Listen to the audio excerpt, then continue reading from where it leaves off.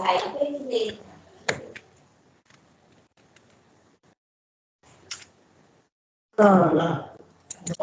YZ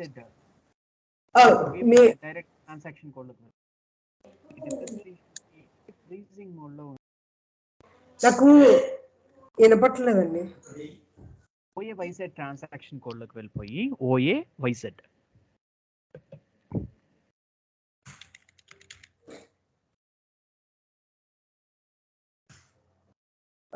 ఈ OA YZ transaction code లోకి వెళ్ళిపోతే మీకు అసెట్ క్లాస్ కి సంబంధించింది ఒకటి క్రియేట్ చేసి, అదే ఆల్రెడీ ఉంది కదా, అది ఇచ్చేసి దాన్ని సెలెక్ట్ చేసుకొని డిప్రిసియేషన్ ఏరియాకి వెళ్ళిపోండి. సో మీకు ఇక్కడ డిప్రిసియేషన్ కీ అనేది లేఅవుట్ కి సంబంధించిన ఫ్రీజింగ్ మోడ్ లో ఉంది ఆల్రెడీ. ఓకే, ఐ మీన్ మనకి లేఅవుట్ సంబంధించిన క్లాసెస్ మనం డిఫైన్ చేయలేదు అనుకుంటా. ఒకసారి ఒక బ్యాక్ సైడ్ వచ్చేసి AFAMAలోకి AFAMS /n AFAMS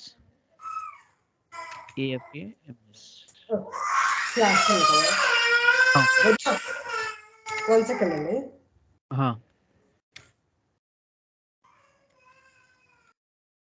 okay one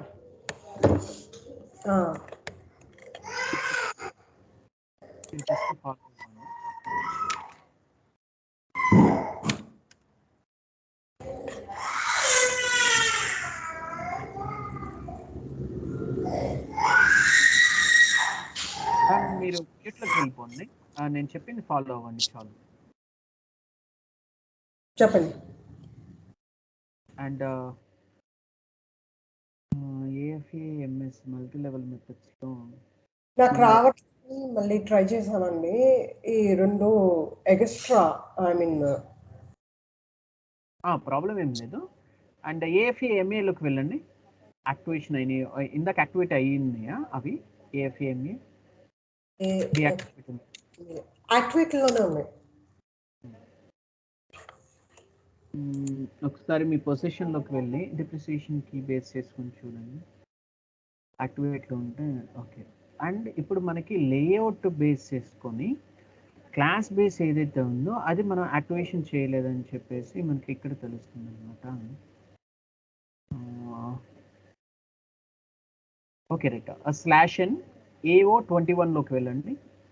/n AO21 ఒకసారి క్లిక్ అవ్వండి. అంటే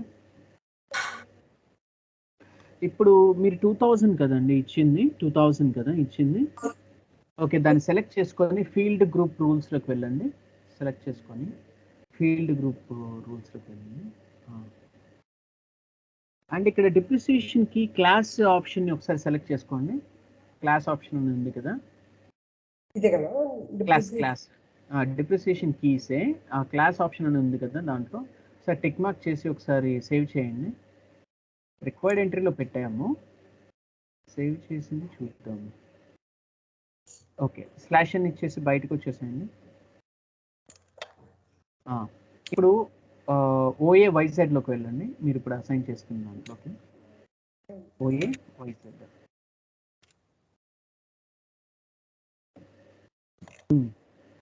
మీ పొజిషన్ తీసేసుకొని క్లాస్ తీసుకోండి.